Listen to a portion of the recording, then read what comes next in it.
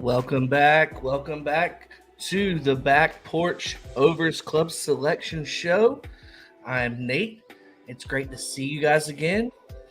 We had a wonderful championship weekend, plenty to talk about today, and I am glad and happy to introduce the boys. We're back, all of us back again.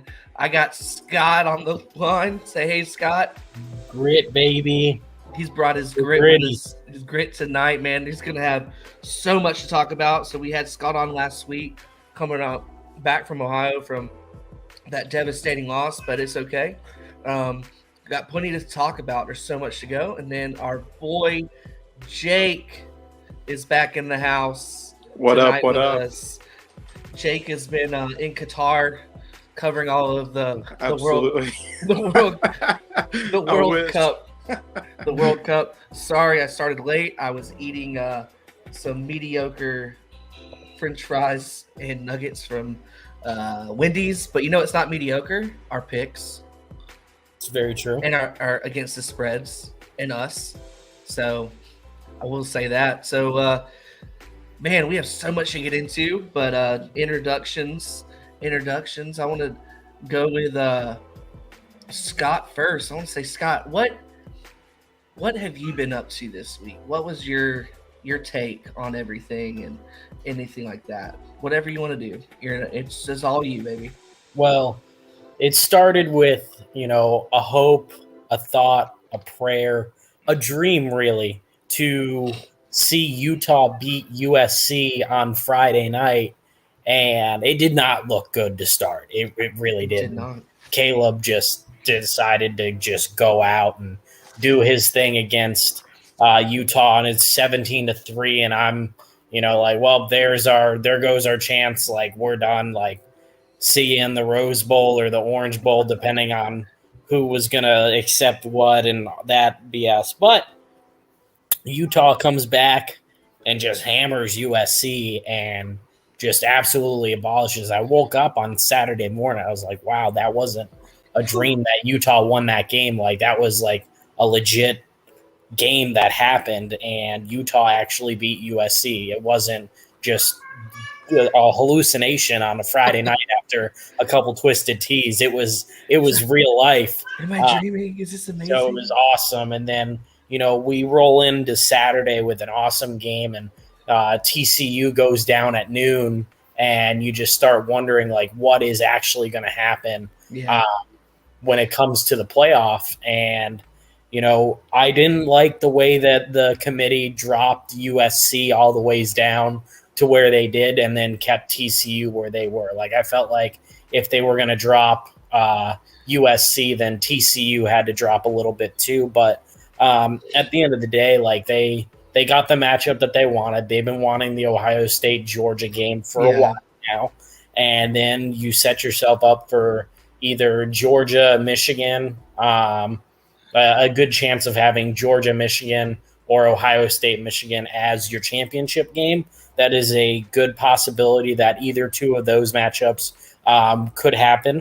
So I think that that is going to be a fun playoff. It's going to be a fun bowl season. I think we're in line to have a great December to finish up what was a amazing and awfully too fast college football season. Oh yeah, I can't believe it went by that quick, guys. I really can't. Jake, from a guy who's had no dog in the fight this weekend, how was the college football weekend for you, or just in life in general? Catch us up, man. It's been a few weeks. Man, it's been great. Of course, you all know I'm a giant soccer guy. So World Cup being on has been, with Auburn as bad as they are, has been a big focus of mine. Just watching the U.S. do what the U.S. does best and not be good at soccer. But that's okay. We're in the up and coming with some young guys. But other than that, like, obviously I still am a college football fan. I'm a football fan in general. So just getting to watch the chaos has been absolutely amazing. The only thing I was worried about is that somehow Alabama was going to sneak in, and I was not going to be happy. As an Auburn fan, I wasn't going to be happy. Oh, I wasn't happy. I was sweating too. Yeah. But the biggest thing for me is obviously it's no secret we've been on a giant coaching search here at Auburn, which I know we're going to jump into later. But we finally got our man. Winter is here. Hugh Freeze, head coach, and he's starting to put together a pretty good little staff. And there's some whisperings today of maybe a 5-star flip from Bama to Auburn coming soon, but we'll see. We'll see. So it's been a good few weeks. Jake coming in hot with the news. I like it. I like it. Portal season. You know, it's not even a season. It's just a way of life now. Yeah, we'll get into that too, guys. It was for me as a Tennessee fan. One, being rated and ranked at 7, that really sucked. I don't think we should have got punished because Hooker. I mean, yeah, we lost to South Carolina, but they really punished us because Hooker wasn't playing. But I feel like Joe Milton can do kind of good. I don't know. But yeah, whatever. As long as Bama didn't make it, we're happy. Mm-hmm. So Bama and Clemson didn't make it in there. So the back porch got its wish. We're very happy for Scott. You know, you got drug at home, but it's okay. People are very forgiving. Yep. And you know, you got a huge thank you by the Southern Cal lovers. So next time you're in Southern Cal, you'll have to go by the campus and give them a donation or something for that help. Little handshake love. Little handshake. You know, go by the library, grab something, you know. Well, yeah, for sure. So we're going to get into tonight's game plan. And if we had like a... we have it somewhere. Let me find it. There it is. Tonight's game plan presented by StreamYard. For all your streaming needs, because we're on the app and we don't have any sponsors. So, hey, if you have a business, we'll shout it out for you. But like and subscribe. We'll give you all the plugs. We have the game plan tonight. We're going to talk our portal craziness. So if you have not seen anything the most recently, it's insane out there. And storms are brewing, and it's called the portal.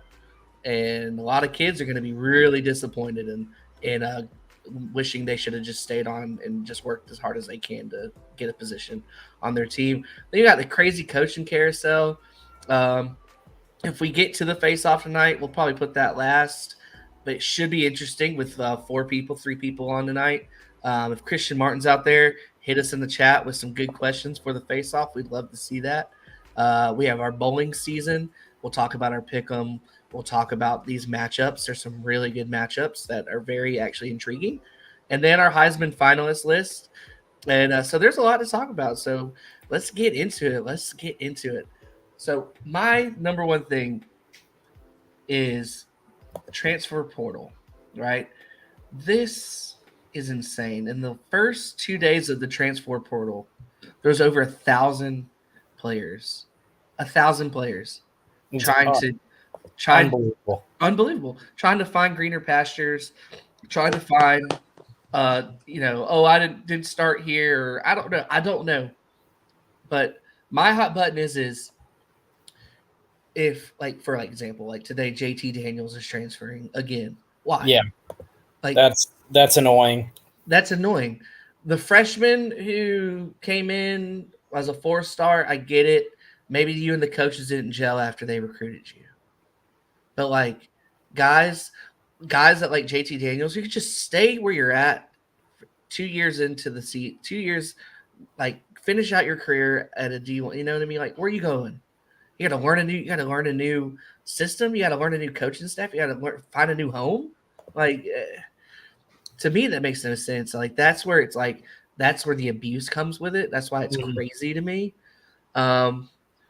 We can get more into that. Jake's busy with the baby, but I want to hear your take on the transfer portal right now, because as a team like Auburn, they're going to be needing the transfer. They're going to capitalize on the portal.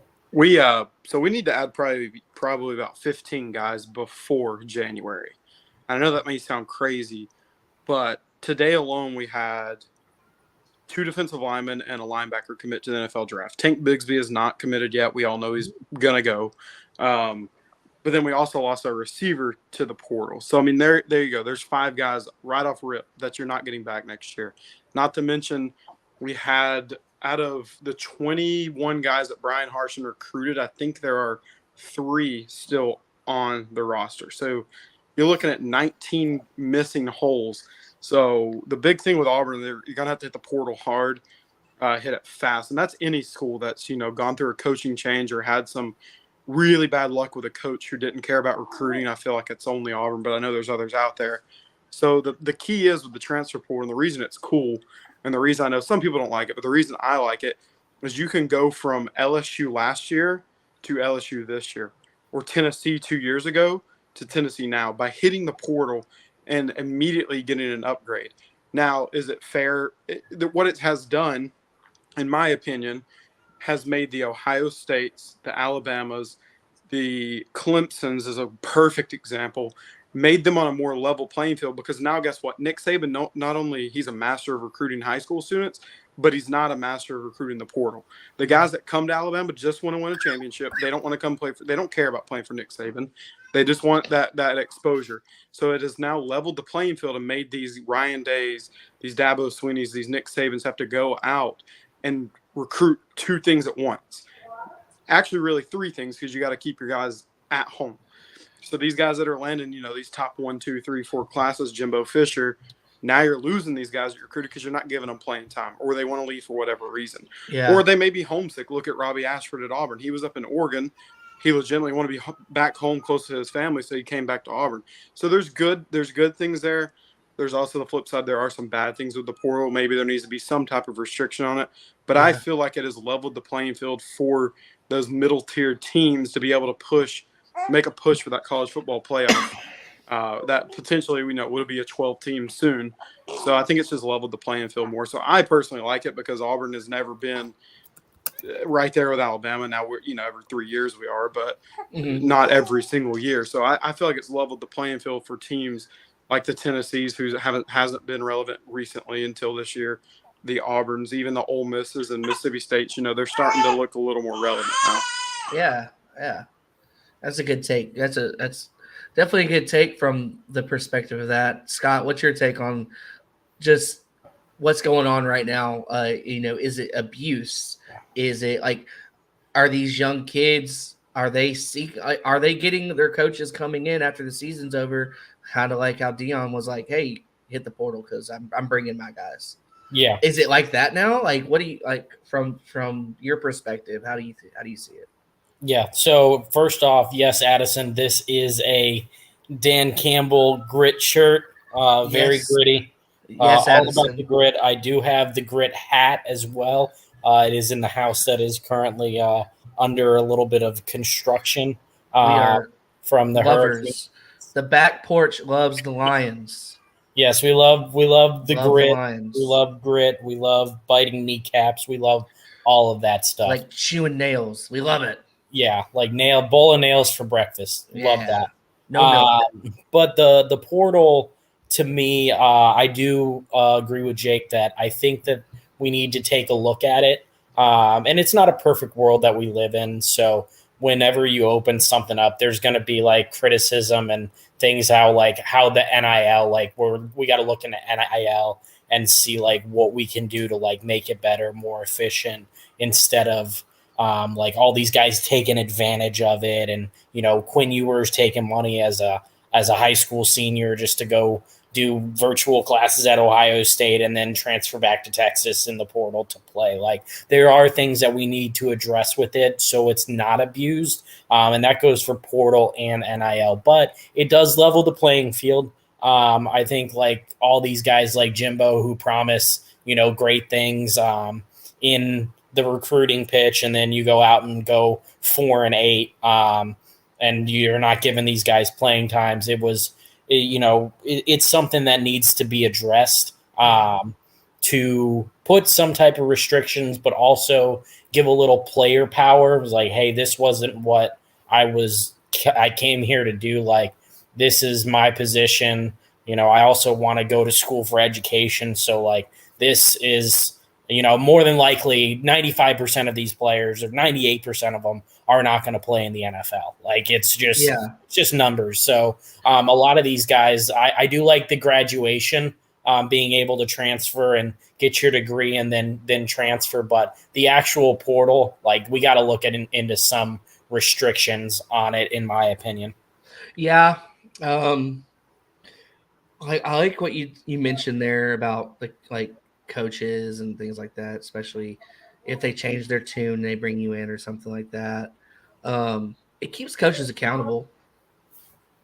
It definitely has to keep him accountable as a coach, in my opinion, just because you promise the world to a kid, and yeah, you get some nil money or whatever and whatnot. Or not even promise. You don't. You just say come work hard, but then you know it your position group, you coach, those 8 or 9 guys, and then you're supposed to keep 8 of those 9 guys all treat the same way. You keep them treated the same way. It keeps that coach accountable because you're obviously going to give your starter more love. The backups are going to obviously get some reps. But what about the guy that fifth string guy, right? Who can go to Eastern Michigan and start as a sophomore, but he wants to be here because it's his dream. And the psyche of that kid is, I actually was a preferred walk on. You promised on that. I'm half scholarshiped and I'm working my ass off, but I'm not being seen. Right? The coaches, because I've been there, the coaches are obviously focused. Their focal point is on the seniors or whoever's starting and getting the starters and the backup ready. They might not tell you, hey, in 3 years from now, you're my priority. But right now, I have, so it's got to open up lines of communication better, I guess, to eliminate that. It's like, hey, you're a freshman coming in, you're not, and you're like an All-American in front of you, you're not going to play. But if you got seniors or juniors ahead of you, that's for those individual meetings with your position coach where you're like, hey, that coach needs to tell you straight up the honest truth. You came in, you didn't work hard during the summer, we could tell. But if you work hard now, we'll get you in the spring game, get some reps over the summer, stay here this summer, go summer classes, and we could definitely feed you into rotation. And if we throw you in special teams, if you throw in special teams, you go all out. Right? I don't think a lot of these kids that are transferring are young already, 18, 19. I don't know if those conversations are being had like that. No, they definitely aren't, and I think that's a problem because if you look at the way the athletes are treated these days, especially the star players in high school, they are just gifted everything in the world. If they wanted a cheeseburger, it's what do you want on top of it? How do you want it cooked? Everything is just gifted to them, and it comes with the territory that we are raising. Yeah. Which is fine, paying it forward and making life better for the next generation. I'm totally for that. But you got to look at it hey, life isn't fair. Everyone, you're not always going to get what you want. You're going to have to settle for something. And everything isn't just, rainbows and sunshine. Life is hard. So these guys got to understand that they're competing against, like you said, all Americans, other 5 stars in front of them, people that have been in the program for multiple years, know the system. You got to put your butt down, put your nose down, and work hard on special teams and figure out the system, learn it, and perfect it before you expect to get in the game. You shouldn't look at Ohio State. Look at Marvin Harrison Jr. He had to come in and sit last year because we had Chris Olave, Jackson Smith and Jigba, Garrett Wilson, and he had a 5-star next to him in Julian Fleming and Emeka Ibuka. You could make an argument that he was wide receiver 6. He's best wide receiver in the nation right now. He was wide receiver 4, 5, 6 on the squad last year. But you know what he did? He played his role. He learned the system. He knows how to run routes. He catches every ball that's come to him. And he's Marvin Harrison's kid. He's a Hall of Famer's kid. And things weren't given to him at Ohio State. So yeah, I think that's the biggest problem with the portal. But I think it benefits the top stars, the top players like a Bo Nix, right? Mm-hmm. You can argue right now, and I can argue. I'll say Bo Nix, he needed the portal to show how he could be my brain. He needed the portal because he went to a team who could block for him. Mm-hmm. And we finally saw the kid that got recruited out of high school. Mm-hmm. That's what those scouts see, right? So it all comes down to when you're recruited and it looks like the right fit, and you're a Bo Nix and you give your all for those 3 years, Jake, at Auburn. Yeah, 3 for us, freshman. Yeah, because starts a Through junior. freshman. Yeah, and his best offensive line he had was his freshman year, right? Yeah, definitely. Yeah, because he looked so good. And it's like, for me, wondering, like, I'm not an Auburn fan, so I watch and I'm like, why does he look like he's progressed or digressed? He hasn't. He just didn't have time to throw the ball. Mm-hmm. He goes to Auburn and he's lighting it up. Like he honestly, he's probably one of our Heisman snubs. He should have been invited. The numbers he put up were phenomenal for year one in a system with a brand new coach. So, it does prove that if you are like a Bo Nix, you serve those 3 years, go off to another team that needs you. But like these, like half of Texas A&M's players are all gone. My God, like as of yesterday, they had 10 guys in the portal by 3 p.m. Like that makes no sense to me. Mm-hmm. So it can hurt you as a coach and a staff just as well as it can make it better for you. Yep. So the craziness is that there's over 1,000 players in the portal yesterday, and now there's probably 1,500. And not all of those guys are going to go to a team and be handed something. Like It makes no sense. And then if you're JT Daniels, you'll be in the portal again next year if he has another well, year of eligibility. He might as well transfer to D3 or something and play somewhere. Because Yeah. that's what's going to happen. These guys are going to transfer. They're going to go to another D1 that's like, yeah, come here, get a shot. And then they get injured and someone else gets above them and they just want to play instantly. So they're just going to go end up at a Division II or FCS school, or they're going to go there, get beat out by some 5'8" kid, some running back. If you're a running back, some 5'8" local kid who's just has more heart. And then you're like, well, I guess I'll just go somewhere and play locally at home, D3 school. It's literally college football's free agency. Yeah. And I think, me personally, I think it needs to be capped at 2 portal transfers. You're done at 2. Mm-hmm. Well, don't forget that if a coach leaves a college, you get 30 days to enter the transfer portal. Mm-hmm. Which that a head coach, not an offensive coordinator. Yeah. But I think the rule should change to your position coordinator leaves, not the head coach. Yeah. Then you can go, because these guys aren't close to the head coach. I mean, rarely any of them, unless that head coach is a quarterback coach or you know, like Deion Sanders, the DB coach. Of course, he's going to be close to that position group because he's probably coaching them. Mm-hmm. But like, other than like, I really truly think like if a position coach were to leave, you should get that same grace period. You know, maybe they should cut it from 30 to 15 days or something, but I don't know. Yeah, I personally been affected by this. So when I got recruited at a high school to go play football, I was going to Southwestern Assemblies of God University. My position coach was the one who recruited me. He's the person I talk to every day. He's the person that I was like, I really want to come here because this guy knows me. He's watched my film. He knows my character. He knows I've talked to him. The defensive coordinator knows me because of him. That's it. So I come there and I sign in to fall camp, and my coach isn't there, and I'm like, "Where's Coach?" I can't remember his name, but where's the coach? And he goes, "Oh, he took a position in Oklahoma," and I'm like, "I just moved my entire life out here, and no one told me." Like, I was devastated. There's no transfer portal for me, so I had to stick with it.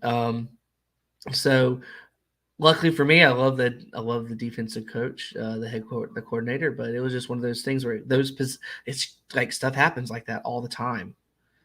Coaches move around a lot. A lot of guys on my team were like that. One kid, Dion, he went to Colorado State. He got recruited by the previous staff, came in to Colorado State that fall camp. The new head coach kept him on scholarship, and then halfway through camp took away a scholarship for another player. He had to full ride everything in Colorado State, and he just couldn't do anything. And what? Because the head coach didn't want him. He evaluated him. He's like, you're not going to fit our system. Yeah, it's brutal. Yeah. And that's before portal, right? So he just left. He could have put himself in the portal. he could. But so there are good things about it, but we're just seeing the craziness of it right now, and there is abuse with it, but there are good chances. If a coach can leave, players should be able to leave too. I just feel like the players, it should be capped. If like for JT Daniels, this is third move. Yeah, like it's too much. Like stick it out, man. But there are players on teams that do stick it out. They will reap the reward for not going. And we're gonna in about 4 years. After this madness, we're gonna start hearing about those stories. Like they're gonna come out, and it's gonna be fun to hear those really cool stories. Like right now, Joe Milton, he could have easily transferred last year when Hooker got hurt, or when he got hurt and Hooker took the job. He could have easily transferred, but he was like, "No, I'm gonna stay and learn under a great coach and become a better football player." And he stuck it out. So it's like one of those like attaboy stories where it's like, good job, you stuck it out, you ate it, you humbled yourself, and now you're gonna start in the Orange Bowl. Like it came back to him. So and then next year he's potential starter for the Vols. So we'll see. But we can talk all day about the transfer portal. But we need to get to the next segment. It's our coaching carousel. This was wild, and there's still positions that are available as well for coaches. But we're going to get to our coaching carousel with our special little graphic, our little carousel. So, Jake, I want you, because you were part of the coaching carousel this go around, I want to get your mind on the certain peoples that landed in certain locations, certain fits and stuff like that. So go ahead and lead us off. Yeah, obviously part of the carousel is an Auburn fan getting Hugh Freeze, but it was a wild 3 weeks. It had come out that Lane Kiffin was our number one target, and then Lane apparently was talking to Auburn, but then this reporter got wind of it, and he's like, "Let me make a report of this." And then Lane comes back and says, "Hey, no, I'm not going anywhere, blah, blah, blah, blah." And so a lot of us Auburn people think, and a lot of the beat writers and stuff think that Lane didn't go to Auburn just so he could be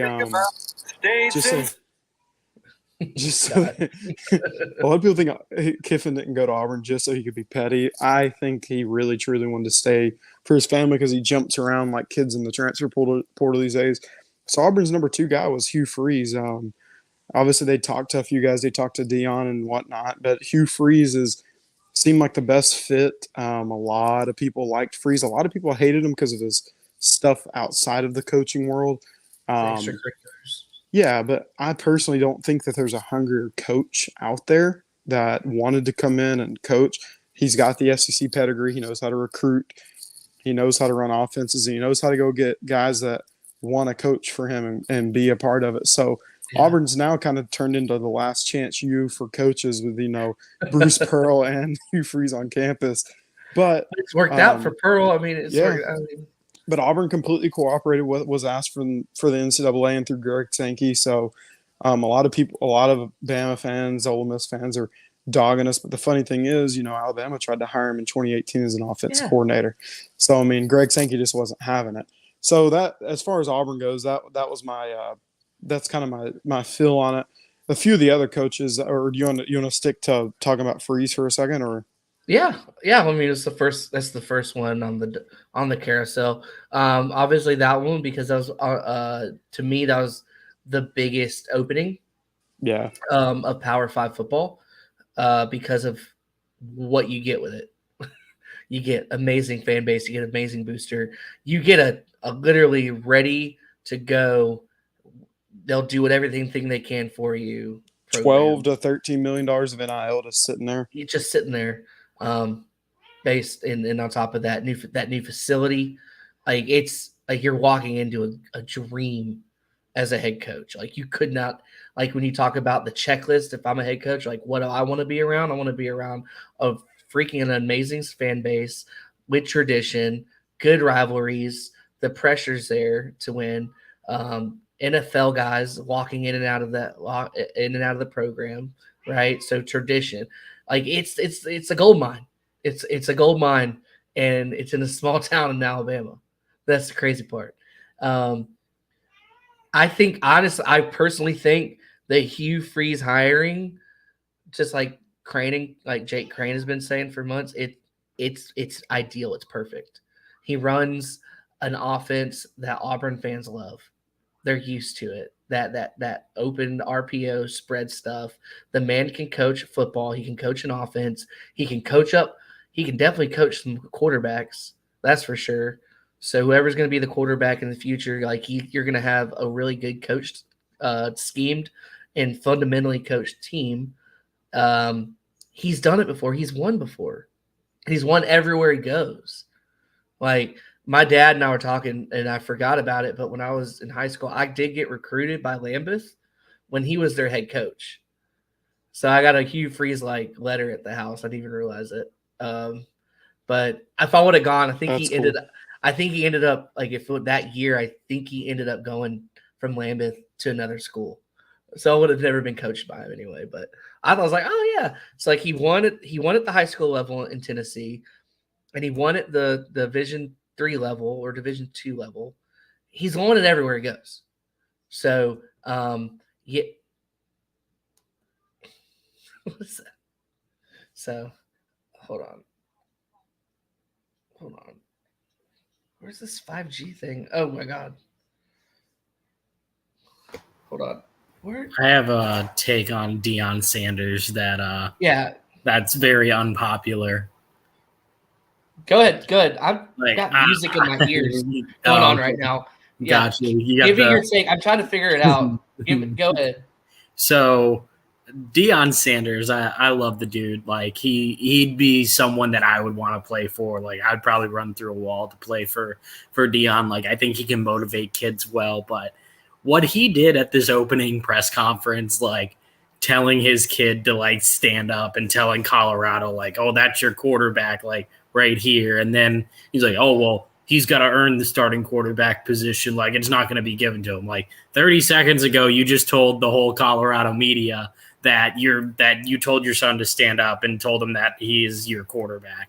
Like you don't have to like hide it. You know, we know that you were going to do that, but you can't just go out and tell everyone like, hey, like he's going to be the starting quarterback. You're basically giving these kids like we were talking earlier, like they're privileged to be able to get that. They're not going to work for it. Like same thing with all the kids in the portal that are going to come to Colorado from Jackson State. What's it called? Travis Hunter. Yeah, Travis Hunter. He's going to come into the portal and go to Colorado with Deion and go Division I and Pac-12. And, you know, it's just the clown. It looks like a clown show. Like the start of the Deion era has been a total clown show with the way that he's talking to the Colorado guys. Like, yeah, we know they went like 1-11 this year. Like you're going to change everyone and tell them to leave if they don't want to compete. Like I get that. I get you want to compete, but this is starting to look like a clown show and you're doing it in front of all these cameras. Mm-hmm. And like, I don't know if it's legit stuff. So I don't know if Colorado was the best fit. We talked about that on last week's show about where Deion should have went. I just don't see him as a Colorado guy. I don't know if it's going to work out in the Pac-12. I don't know if the leap from Jackson to Colorado is the right leap for him to take. So I hope it works out for him because I like Deion. I think he's a good guy, but it's an absolute clown show to start. I think personally, we don't know if Deion can coach. That is very, very true. Like it was Jackson State. Like I know that they won, but like it's like, okay, well, if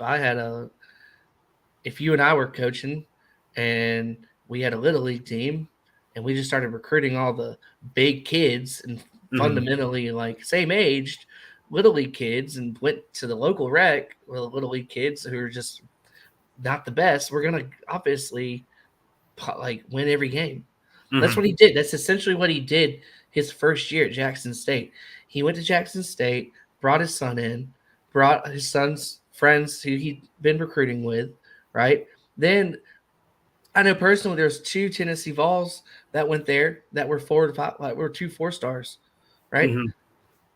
They're FCS school. 4-stars don't go to FCS schools. Yeah, 4 and 5 stars, they don't go Right. there. Like, So they go to Alabama, Auburn, yes. Tennessee, Ohio State. Like they don't So go to Jackson State. he brought in 3 stars, right? You don't even bring 3 stars to a FCS school, right? So he brought in that first year a ton of talent, and then he went 9-3. This last year, based off of what he did in the transfer portal and that 5-star corner and all that stuff, like of course he's gonna win. The talent is not there. Like you're playing, no offense, you're just playing lesser talented players because there's a lot of good players in the HBCU's divisions, and a lot of them do go to the NFL. But the idea of is that entire whole team, that entire like defensive line, like offensive line, you got like you're not gonna your offensive line in a lesser school like that. There's like 2-star dudes. Like if he's got a full depth chart of his full like defensive line, and it's a bunch of just dudes who are at other schools and transferred in that are 3-4 stars, of course they're gonna dominate. Yep. So like it makes it easy. I don't know if he can coach. That's where my question comes from. Can Dion coach? Yep. Did he go to an easy league? Not this year. That league was stacked. Yeah. Like the Pac-12 had 6 teams ranked, and they still have 6 teams ranked. It was a friggin' they ate each other up. They cannibalized. They're cannibals out there. I do have another question about head coaching that went on in this carousel. What the hell did Scott Frost do to not like even be considered as like an offensive coordinator on any of these staffs? Like, it was that bad at Nebraska? Like, what? I don't know, man. What he did? Like, what's going on? Is Saban just waiting to bring him into the school of rehab when what's it called goes and gets a job in the NFL? Like, bring him in as the OC for rehab? Like, hey, Hugh Freeze hasn't hired an OC yet. Not that anybody's going to be actually coaching the offense, but you never know. He could bring him on like a Nick Saban and put him under his wing. You don't know. But, it would be smart. But no, I don't. No, he wasn't mentioned in like anyone's. No, he wasn't a finalist anywhere. Like it was just wild to me. With the Nebraska and Scott Frost thing, like to me, not a lot of you don't hear a lot of stories of negativity coming out at when he was at UCF and then at Nebraska. Like you would think like, okay, is it a culture thing? Is it a character thing? Like no one's saying anything bad about him. Yeah, as a person. That's why I'm just genuinely confused. Like, how is he not? Like, is he just an average Joe? Like, he's just all the other colleges. Like, Wisconsin got Luke Fickell. Like that was awesome. But yeah, great. You think that like any of those schools, like even like a Cincinnati or a school that's not a Power 5 conference, like Liberty or Coastal, like. Looking at all these other schools that like hired coaches, not one of them, Scott Frost was a finalist, or I didn't even hear that he was getting interviews. Like I don't even know if he interviewed for a job. I don't think so. I think no one wants to touch him right now. It makes no sense to me. There's definitely more to it than what we know. There has to be because like Georgia Tech, all the good coaches out there, Georgia Tech hired their interim coach. Yeah, like I would have called Scott up. Anything's better than what they had. Yeah. Right, I was called like, "Hey Scott, come in for an interview. It ain't Nebraska. Come over here." Like, you know what I mean? Well, you can recruit Atlanta. You can come in Georgia, get all the scraps that them go to the SEC. We can make a team here. That's where I'm just really confused about the Nebraska thing. And then they get Matt Rule, and it's like I don't know if Matt Rule is going to be just as I don't know. Hey, if you're Matt Rule, how are you going to recruit a kid to come to Lincoln, Nebraska? Yeah. Like, if you walk through my door and I'm a 4-star linebacker and I got recruits, I got Michigan State, Ohio State, and Wisconsin, and I got a Nebraska based off of what? Like, it's going to be really tough.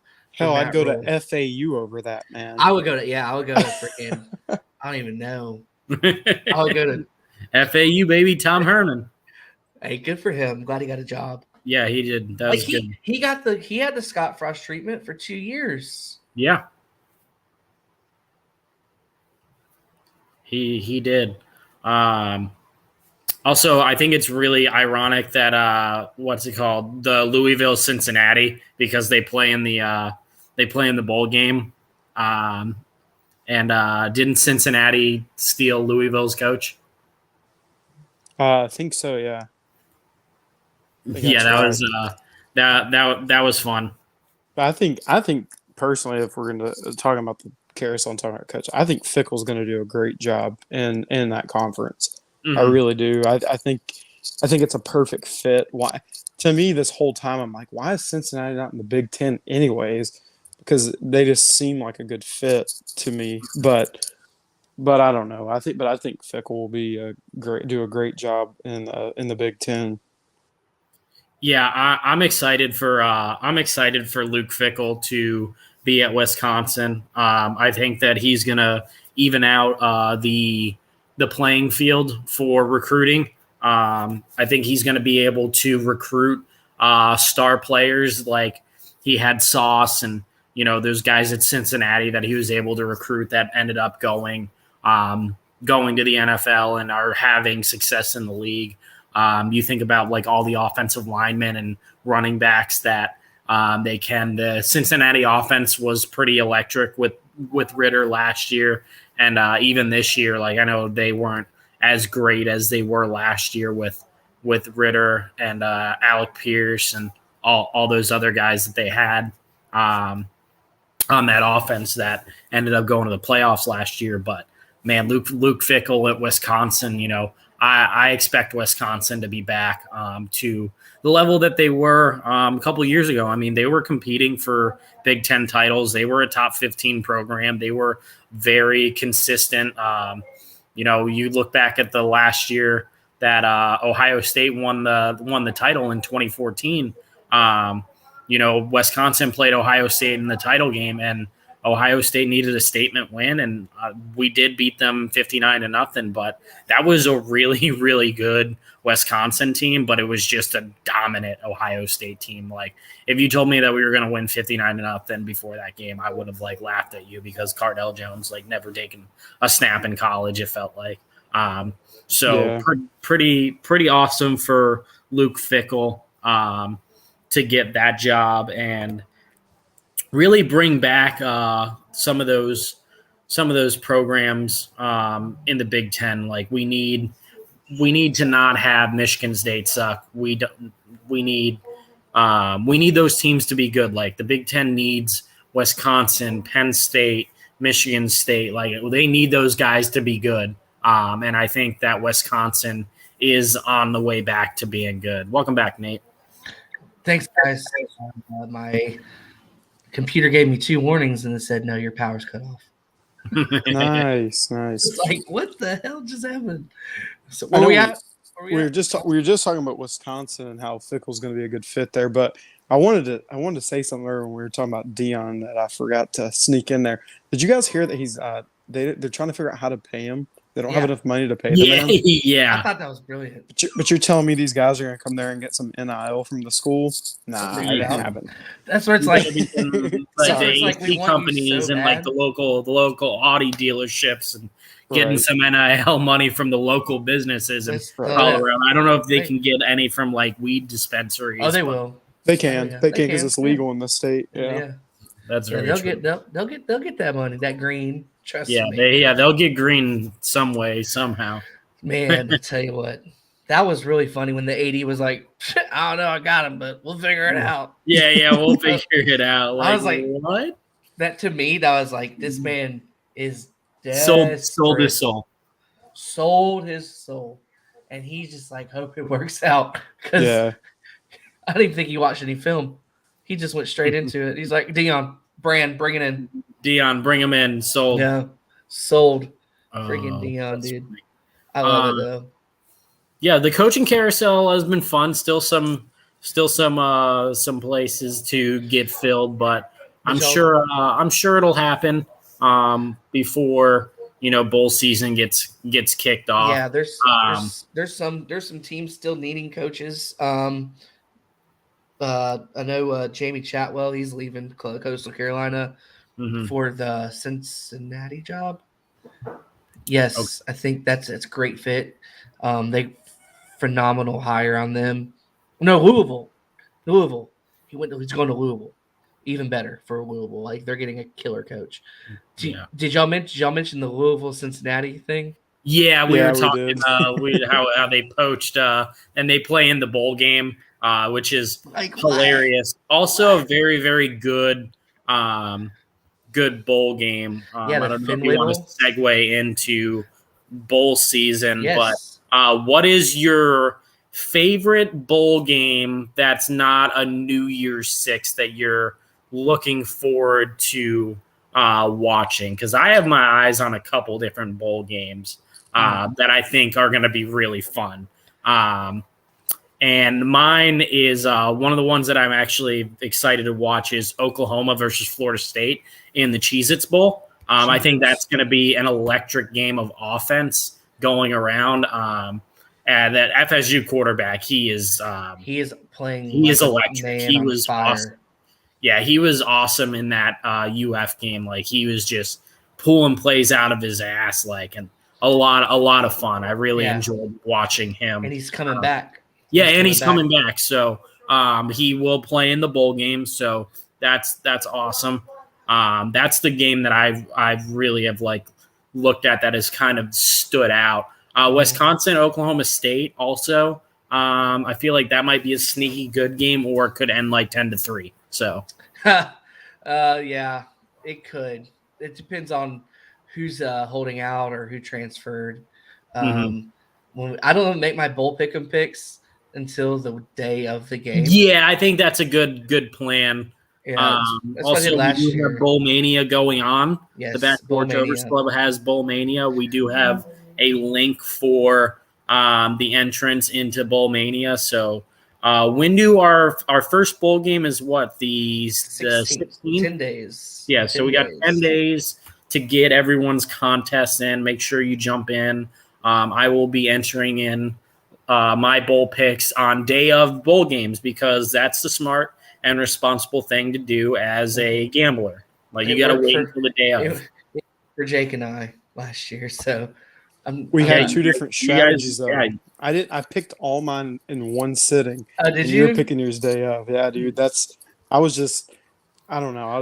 You're also the vibes. You're the FPI killer anyway, so why not? Yeah, it's very true. There's one way to do it, man, and just sit down and bang it out. Just go with your gut feeling immediately. Who else isn't gonna break down Middle Tennessee State versus San Diego State? I mean, I would, but that's a coin flip game, isn't it? Say that's a Hawaii Bowl, so I think both teams win. That matter what. Yeah, very true. If you win 6-7 games and you go to the Hawaii Bowl, I just won automatically national championship. I'm so happy. Yeah, going to Hawaii, what a time. What a time. What a bowl game, right? Could you imagine if you're just a place kicker for or a group of 5 team or a punter, and you're like, hey, where are we going? Oh, we're going to the Bahamas Bowl. All right. Especially if you're in the MAC or something, it's snow outside. Yes. Yeah, get me out of here. Let me go to the Bahamas. God, what a blessing. I'm very disappointed, though, that the bowl committee gave Gus Malzahn Duke because Gus is known to lose bowl games that don't matter. And that, to me, is just one that he's would he be able to claim doesn't matter or whatever and lose? But then put him against Duke, and I don't see a way that they lose to Duke. But then again, Gus is 8-4, man. It doesn't matter. They're in the All Cupcake Conference. I could care less. They earned that 8-4, man. Against two guys that lose to Western Kentucky every other weekend. Come on, man. I don't. That's a first-year Duke head coach. Okay. Yeah. He did a great job. Utah, Penn State, great Rose Bowl matchup. Yes, that is a phenomenal Rose Bowl matchup. I'm glad Penn State got in the New Year's Six because there was talk that they could trickle down and get bumped to the Outback Bowl, or the Citrus Bowl or whatever. And I was like, for a team that honestly has been just on fire, they deserve that. So honestly, Penn State can thank USC as well for the help. The Big Ten's got 2 New Year's Six teams in there, and 2 playoff teams, playoff teams. Sick. So and deserving because those three are the three best teams in the Big Ten, right? Yep. So one of my most intriguing games is UTSA versus Troy. I was actually just looking at that. That's going to be Let's go Trojans. That is Trojans. Both teams have 10 wins. Both teams won their conferences, and this is day one of the bowl. It's the Duluth Trading Cure Care Bowl, and I believe that one is in Orlando. Yeah, it is. Yes, it is. Your Cure Bowl is in Orlando City Stadium. Yeah, you should go to that game, like Jake. Like that would be fun. I could probably get free tickets from Rhett Lashley since I had to suffer through him being at Auburn. So yeah, you should. I should hit him up and be like, hey, listen. I need some honestly, they give away the supporters group I'm in for Orlando City. We get free tickets to games like that. So you should go for fun. If I could break away from the family, I think I would. Take them. They'll probably let him run on the field. After the game, they actually might. Yeah. It's a weird bowl game because soccer fields and football fields, though they look the same, they're not. Yeah, they're not. Soccer fields are much wider than football fields, so it always looks a little weird when they have a football game on that field. But stadium wise, at least it's not huge where it doesn't look like there's not people there. Like I'm pretty sure Troy's gonna have a lot of people come. They'll travel. I don't know about UTSA, but so they'll show that. So but this game, man, the over on this game is probably 70 points. Like no defense in this game whatsoever. I'm looking for tickets of this bowl game, and no one's giving me any results on tickets. Like they have to be just giving these away. They do, man. I'm telling you right now that we get free tickets. Now, $18. Oh, yeah. I was gonna say it's a Friday at 3 p.m. I don't know if that works for work schedule, but no, it don't work for me. No. I wish. $20 in the end zone. $20 in the end zone, lower level. Section 4, row B. I love it. $26. I want to go so bad. That's on that section 4 is on the side with the actual bucket seats, not the supporter section that just has bench seating. So they have to pull they have to pull bench seating down because it's normally standing room only for Orlando City games, but they have benches that fold down. Every other seat in the stadium though is like a bucket seat. So section 4 is on the other side, so you'd actually be in a bucket seat, which is really comfortable, but you'll get blasted by the sun. I'm telling you right now, it'd be awful. Yeah, 3 o'clock. But it's 3 o'clock. The sun will be setting. Oh yeah, true. Yeah, pretty much, right? Dude, it's funny because the sunset obviously with the time change goes, it goes down pretty quick. But dude, we were walking out of the Browns Bucks game. Obviously, it went pretty deep into overtime. And it was like 4:15, like walking out of the stadium, and like you could see the sun like on the horizon, like just right above the water at like 4:15. The sun is down in Cleveland. It's hilarious. I mean, the shortest day of the year is coming up. So yeah. There was a game I was really looking forward to. Florida and Oregon State, I think will be really fun. It's December 17th. Yeah, I think that'll be a fun game. Saturday. For everybody it's a fun matchup. Yeah, I think everybody's going to get to realize that AR-15 is not a good quarterback. Well, he's not playing. Oh, even better. Yeah, wow. He declared like Florida might score 50. Who's going to waste a first-round pick on this guy so we can all laugh in 3 years? Oh, the Colts? Probably. Oregon's going to be, it's Malik Willis. Yeah. Oh, yeah. Exactly. Malik Willis of the draft. Everyone's expecting a first-round pick, and he really goes in the third round, and he sucks. Right. Yeah. The Ravens are going to pick him. That game will be over at halftime. Oregon is going to hurt them. The funny thing is that Malik Willis was putting up video game numbers, and Richardson did like once or twice but so at least people were thinking, man, this guy put up video. Maybe he can do it. Maybe we can catch lightning in a bottle. Anthony Richardson, I'm just like, the guy's terrible against good teams. Why are we thinking he's a good quarterback? But that's neither here nor there. It's the same argument with Levis. Yeah, that could be that's not on our docket. We can go deep into that. No, I know. We can talk about that later. The New Mexico Bowl, Southern Methodist versus BYU. So another religion breakdown in New Mexico. Dude, you're forgetting the biggest religious one of them all, Nate. What, Dude, Liberty and no, South Carolina versus Notre Dame. The Beamer religion versus the the Beamer Catholics. cult versus the Catholics. Yeah. God, I don't It's even, great. if I could not watch Lots of great bowl games. tons. Curious thoughts on the matchups of the playoff of TCU Michigan. What do y'all think about that matchup? I know a lot of people wanted the Ohio State Michigan rematch in round one, and everyone just wants Georgia to play Michigan or Ohio State in the title game. But we didn't get that. We got Michigan versus TCU and Ohio State Georgia. I think that everyone's kind of sleeping on TCU. I think they have a chance to spread Michigan out and give them a run for their money. I know they don't play a lot of defense, but JJ McCarthy doesn't in that Big Ten title game. He threw the ball like 17 times. Like they don't throw the ball a lot. So if they get down early, like I think, TCU actually might have a chance at this. I'm curious what everyone else thinks. The best way to beat a physical team, we can go back to the Gus Malzahn era at Auburn when he'd play Alabama, and Alabama would be the biggest, baddest boys on the block, and Auburn would spread them out. And so I'm not saying that Michigan's not the better team. I truly think Michigan's the better team, but the only way to equalize, like Nate just said, against a bigger, badder team, big boys, you have to spread it out and tire them out. Make them run sideline to sideline, not north and south. The more you do that, the better off the better chances you have of winning that game and keeping it close in the fourth quarter. Absolutely. Michigan's they're going to want to control the clock. They're going to want to control everything they can in that game, all the way down to TV timeouts if they could. They're going to try to control everything.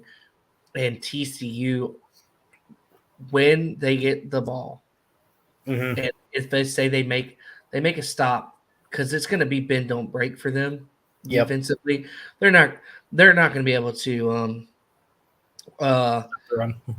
play straight up. They're going to have to schematically bring some heat each play.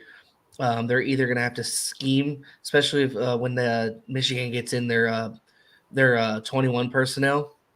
With that two tight end set with that run with Donovan Joseph, they're going to have to scheme up schematically because they're not going to be able to bring in all the linemen. They can't go to bare front, so they're going to have to use all their linebackers that they got, and they're going to have to just control the line of scrimmage, like as in plug. They're going to have to plug every hole. Because that's what Michigan's going to want. They're going to want to freaking bulldoze and open up those lanes. And then Michigan, what really, really want is they want TC to drop that safety. Yep. They want them to go to press. They want them to go to free. And at that point, that's when McCarthy's literally going to throw the ball all over them. They can't defend. You already saw that against Kansas State. So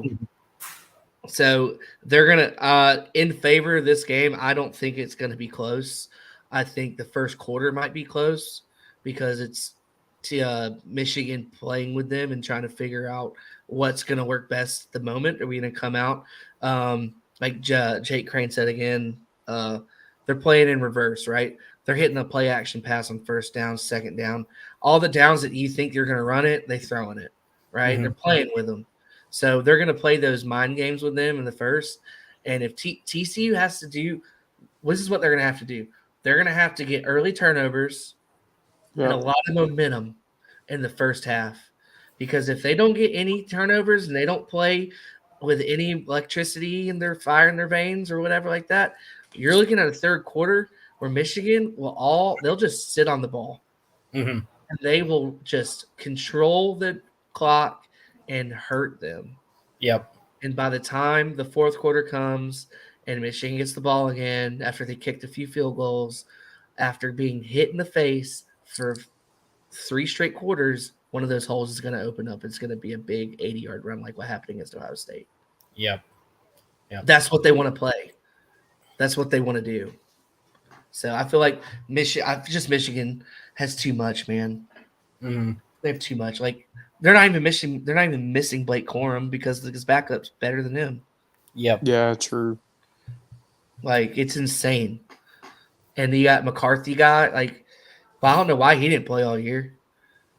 Yeah, that was dumb. That was a dumb decision by Harbaugh, but whatever. That it worked out for them, and they're in the playoff again. So Yeah. we'll see. Like they were all content with just getting to the playoffs last year. Like I think this year you kind of want to just do a little bit more, but we'll see exactly what happens. And then the other side, Georgia, Ohio State. I'm ready to be heard again. The slim chance of us beating Georgia died when Jackson Smith and Jigba said that he wasn't going to play, and I'm just ready to be out physical in the game and play catch up ball. So yeah, it's going to be sad, but I don't know. Well, I'm happy to be there. I don't know. I hope it doesn't ruin my go New Year's Eve, but I don't have expectations of beating Georgia. But by the time the game comes around, I'll talk myself into Ohio State being able to beat them. But right now, I don't feel too good about it. Well, I mean, it's a home game for Georgia again in Atlanta, so yeah, exactly. I don't know. That game it could be the best game of the year, or it could just be just a dredging that no one wants to watch. So I mean, it's just I don't know. I know the committee had it right by putting Ohio State at 4. Yep. Because there's no way Alabama needs to be in there. But what's going to happen if that game goes bad? All them Alabama fans are going to talk their crap for freaking 6 months. Well, don't lose to 4-loss LSU. Yeah. Listen, it's hard for them to talk with the 3 or 4 teeth that they have. So normally they just type it, but they'll talking out them teeth. For them 7 months until August. Listen, I don't care. I honestly don't care what they say. Bama would have gotten boat raced by this Georgia team. Yeah. They're way too physical. I mean, this is not the same kind of Bama team we've seen. If you thought LSU ran on them, I mean, let's pause for a second. Mm-hmm. The worst Auburn team, the second worst Auburn team I've seen in 10 years, just put up more rushing yards on them than Nick Saban's given up in his entire career. Damn. And you don't think that Georgia wouldn't do it? If Georgia didn't do it, I promise you Michigan would do it. So I don't want Bama fans to run their mouth about that. I'm not trying to be a homer over here, but the best 1 versus 4 game would have been Tennessee because they've already played them. Yep. And that first quarter that Tennessee gave up all those touchdowns, it was all because of terrible placement in the pass coverage. Yeah. And the rest of the game, Tennessee gave up 3 points. Mm-hmm. And Georgia couldn't run. They ran the ball I think they had 80 yards running. Yeah. But the damage was done. So, plus, you give Hype, I feel like if you gave Heupel 60 days to plan for you, he's going to figure it out. Yeah. So, but we'll see. I think Ryan Day is a good coach. I think they're going to have a game plan. And that's one of those things. Georgia's, they've looked amazing at home, but it's going to be a lot of Ohio State fans there. It's going to be 50-50. Mm-hmm. I want to believe that. I don't. I think it's going to be 80-20? Dude, even when they played Bama last year, it was 70-30 in the SEC championship. It's not even close. It's the Georgia fans that live in Alabama will say, I'm an Alabama fan, then show up in Georgia gear. It's not even close. I want to give the coaching a doubt. I also feel like I don't know. It's too early to tell. We'll see. I mean, I'll go ahead and give my picks on it because I'm gonna have to hop off after this. Yeah. But I have Ohio State going down to Georgia and losing probably by 2 scores. I think it's closer than a lot of people think. I really don't think it's going to be a 30-point win. I think it's 2 scores and whether that be a 10-point game or a 14-point game, I think Ohio State's in it till the fourth quarter and they pull away by 1 more score and make it a 2-score game. And then I truly think that that Georgia is going to beat Michigan. I think Michigan can play physical with them, but I just don't see Michigan figuring out how to guard the monster of those tight ends. So But those are my two thoughts on it. But That's a good thought. yeah, I gotta hop off of here. Hop off, Jake. It's great to have you, buddy. Enjoyed being back on with you guys. Yeah. But finish it off strong for us. But Yeah. those are my picks, and I'll see you guys. I'll see you guys soon. Yeah. Yes, sir. All right, brother. See you later, guys. Bye.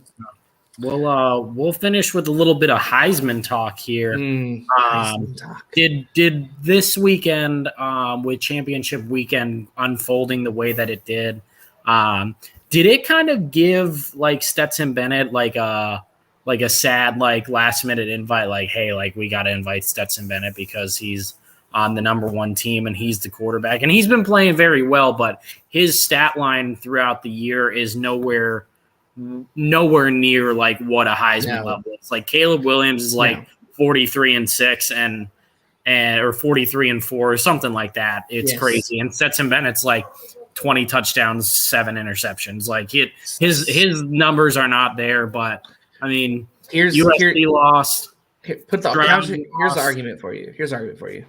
Put Stetson Bennett on USC. Mm-hmm. What does he do right now this year with that USC team? Yeah. Does he get them in the top 4? Mm-hmm. You put Caleb Williams on that Georgia team. Oh, he's balls out because why? Yeah. He's surrounded by greatness. Yeah, he's got the greatest athletes and skilled players around him. And why not, right?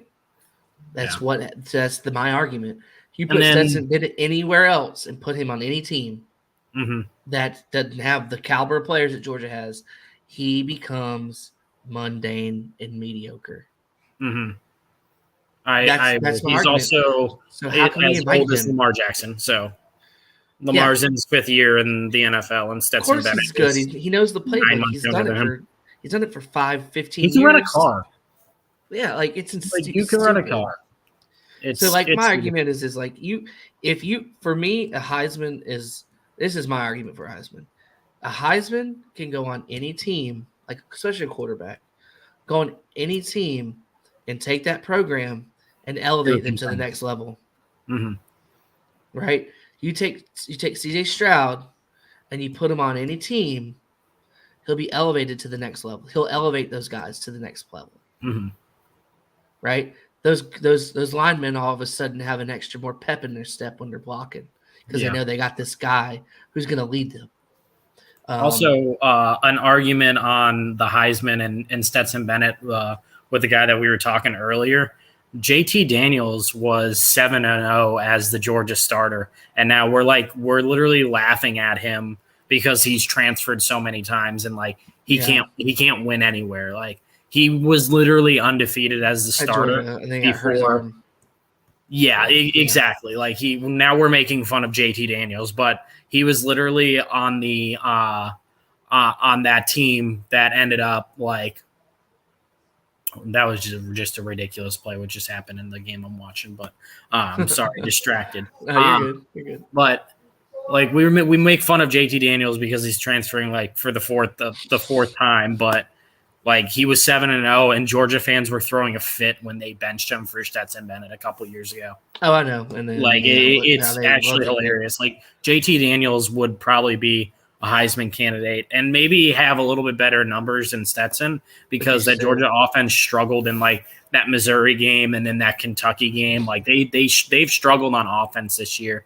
And I feel like he just got like a pity invite to the ceremony because they're 13-0 and he's the quarterback on the number one team in the nation. Here's Nate's take of the night.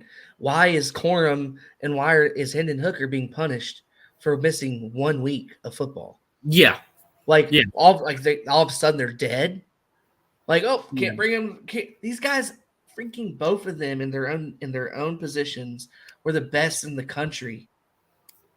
Yeah, does Corum get an invite if Michigan loses to Ohio State because he was that much of an impact like for Michigan and they lost to Ohio State without him? Like, no, that's a dumb argument. It's also dumb that like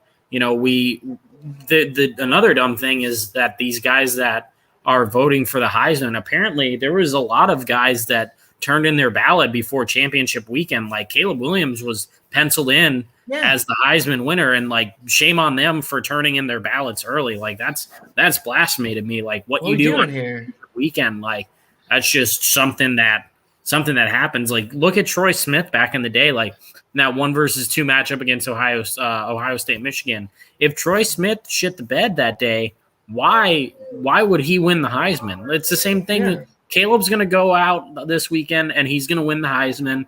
And it's kind of going to be a little bit embarrassing because he's on a 2-loss team and they just got smoked in the Pac-12 title game and they lost to Utah twice. They didn't get smoked in that game. They got rolled up, smoked, taken the ashes, marinated. They did it. It was so bad. Once Utah realized they can start getting to him on any down when they want to blitz, it became extremely unbearable to watch because he was hurt, but at the same time, we saw that he was doing his best, but he was getting laid out every play.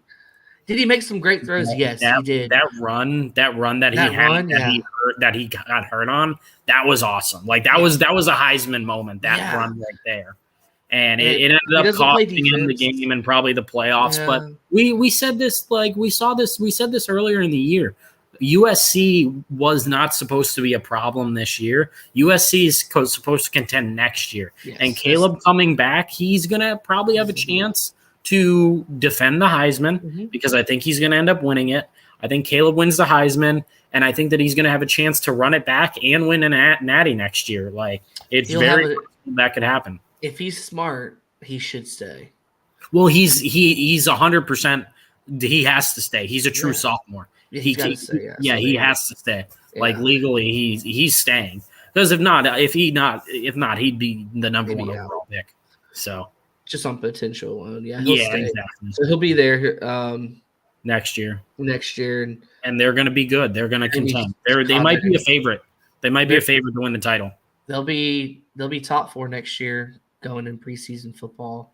They'll be top 4. How their schedule lines out, they'll probably look like they're undefeated all the way the whole year. And because the Pac-12 is going to have a letdown next year. Yep. They're on the rise. Everybody else is going down in the Pac-12. This was the Pac-12's year to show out with 6 teams that they had. So the Pac-12 is going to have a rebuild year as a whole conference, and and then USC is going to just take. And then they're going to lose USC and UCLA. So so the rebuilding year is going to suck. So they're rebuilding to nothing. Yep. He is probably, to me, he's the only person as a finalist that deserved to be a finalist. I love Max Duggan. I love his story. I love everything about him. But he was awesome this past weekend too. He had a great weekend. But how do you snub Bo Nix for what he did at Oregon this year? How do you snub Drake May, even though his teams the last 3 weeks, he doesn't play defense? Yeah. He's another. We didn't even talk about him in the portal. He's going to the portal. You think did he announce it? He didn't announce it, but there was rumors like 2 or 3 hours ago that he is considering entering the portal. So this is what I don't like. He doesn't need to go anywhere. He's a North Carolina kid. Yep, he was going to go to Alabama, and Mac Brown flipped him, and he went to North Carolina. He needs to be a North Carolina kid. Yep. That makes no sense because you know where he's going to go. He's going to go to Georgia. Like Georgia. This is one thing I was talking to my dad about this. He mentioned it yesterday, and he goes, Alabama in the last 15 years, they have won their championships or been in the championship and stuff like that with a quarterback that they developed or brought in. He goes, Georgia, the difference between Georgia and them is Georgia has rented their quarterbacks. Yeah, they've not had one quarterback that they groomed from house up besides Stetson Bennett. And even him, they tried to kick him out. And so once again, they go in the next year renting a quarterback. It's just like you sit there and you're like, they're just good. Like, what if it doesn't work out for them? Like, what happens? Yeah. They have a bad year. if let's say Drake May hypothetically goes to Georgia, and he gets hurt, have you developed the backup? Clearly, you didn't want him to play because you brought in the transfer. Yep. That makes no sense to me because Georgia, I know for a fact Georgia has in their quarterback room right now, they got 4 and 5 star backups, and they're not once have played all year. Yep. Like Stetson Bennett played all of his games all year long. Like there's not crazy. many games that he came out of. No, like not at all. Like the Kent State game they played this year, Kent State was playing them great until the third quarter. Yep. So Stetson had to play the whole game. Like that's the difference between Stetson and Hendon Hooker. Hendon Hooker had all those numbers, and he played 3 games this year. Just the first 3 half. quarters, yeah. Not even just 3. First half. Yeah. So he put those numbers up. Like he went out in the Missouri game. They were beating Missouri that bad in the Missouri game. Like that's like the crazy thing. Like then go back to snubs. You snub Hendon Hooker. Like what a story. Yeah, that was sad because he was so good this year. So good. And then he goes down with the ACL injury, and it's just and you're gonna punish him. Yeah. You're gonna punish him. 2 years at UT. His completion rating is like over 6. It's like 60-something%. He's got he's thrown 5 interceptions in 2 years with 60-something touchdowns. Yeah, just video game numbers. Yeah. On top of that, running an offense that he had to learn on the fly, and then this year, without him, if they didn't like you put Stetson Bennett on Tennessee, we're 6-6 team. You put Hendon Hooker on Tennessee, look what he did. Yep. Like they're not the same. So we're a really bad beat for the bad beat for Hooker, bad beat for Corn, bad beat for the Heisman voters. It makes no sense either because Hooker was the SEC Player of the Year. Yeah, make it make sense. It makes no sense. Yeah, he'll win the Maxwell, SEC Player of the Year, like SEC quarterback, first team All-American. It's so stupid. Like, and then we work. This is us. We're in the media now.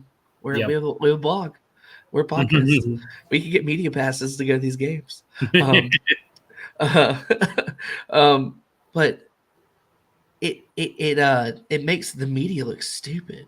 Yeah, and it takes the credibility of the Heisman away. Which I feel like it's been trending that way for a little bit now. So it kind of sucks.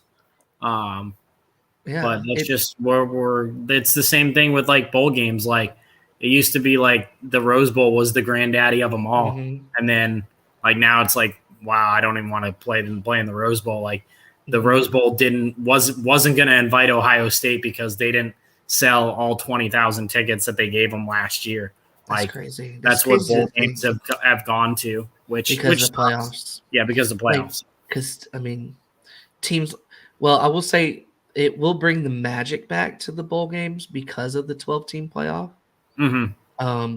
Because let's say Ohio State, they're the number 4 team, they get the bye, right? So the first round is at the team's home, the better team's home. Then they get the bye, and now the Rose Bowl is one of them because they signed on that contract. Yep. So now the Rose Bowl is going to get the prestige back again. Yep. The granddadiness of them all, but now with the playoff feel, which is awesome. I love it. I love it as a traditional college guy. I love the Rose Bowl. I love watching the Rose Bowl. I love everything about the Rose Bowl, to the setting of the Rose Bowl, even though the Rose Bowl parade. I mean, I wish the SEC had a tie into the Rose Bowl because I want to go to the Rose Bowl so bad. The only way the SEC team goes to the Rose Bowl is if a championship game or playoff game. It's just so fun and so cool. It just looks awesome. Traditionally, it's a big bowl. Every seat in the house you could see. It's not bad. It's a good venue, and just just how cool. I want to go so bad. Yep. Like, you know what I mean? I want to go so bad. We'll get there one day. Yeah, I want to go, man. And just Take the family out there. Do the whole shebang Whole down shebang. Take the back porch out there on the road. We'll have a back porch live tailgate. there. Yeah. Set The up the dream. cameras. We're media now. So Yeah, exactly. We can get our media, credentials, right? get our media passes. Oh, we'll do it. Man, this has been a fun show, Scott. Thanks for coming Yes. on. Man, we could have talked 4.5 hours just of bowl games. Yeah, that or the Coaching portal. carousel. Like, we didn't even get to Regan Drake May potentially in the even. portal like crazy. Yeah. Let's see what's on the docket coming up. We have the bowl games coming up, bowl pick'ems, guys. So if you're listening to this right now in the year 2022 and it's current and it's not January, please join our bowl pick'em. I believe it's free, two free entries, open to the public, as many people as we want. We have fun with it. I got people hitting me up asking for a prize. I don't know. We'll figure something We'll out. try to figure something out. If we get over 20 people, I'll find a do like a t-shirt trophy or yeah, a t-shirt bowl pick'em trophy or t-shirt winner. Yeah, we can design something up. You can get this mouse right here. We can do like a certificate that you can print out and sign and we should give him back. We should give him a chair. An orange camping chair. Yeah, we'll figure out a prize. We can get a prize. I'd love to have over 20 people in it. So please, if you're listening, continue to follow, like, and subscribe. We are getting a lot of momentum. I know we're still fairly new in the game. We're getting a lot of momentum in our Instagram and our Facebook. So, with your fellowship, with your love and care, we're continually growing this, and we're just having fun. We're just a bunch of dudes just having fun. Yeah. I think this probably be the only show for the week, but we'll talk some NFL here. We'll have some NFL coming up. Playoffs, and we're getting to the thick of it now.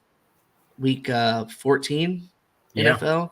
We can have an NFL show. We can go in that more in depth. So if you're an NFL lover or whatever, stick around because we're going to get into that and going into off season of football and mock drafts. Mock drafts. We got NBA. We got college basketball heating up. There's all kinds of sports, man. It's just the start of the thing. So yes, sir. Yeah, tell your friends about us, and continue loving on us. And we appreciate the support. Scott, you need to go to bed. You got to wake up early. It's bedtime. It's bedtime. All right. Peace out, guys. Appreciate it. Scott, have a good one. Bless you, my friend. Go Vols. Go Vols.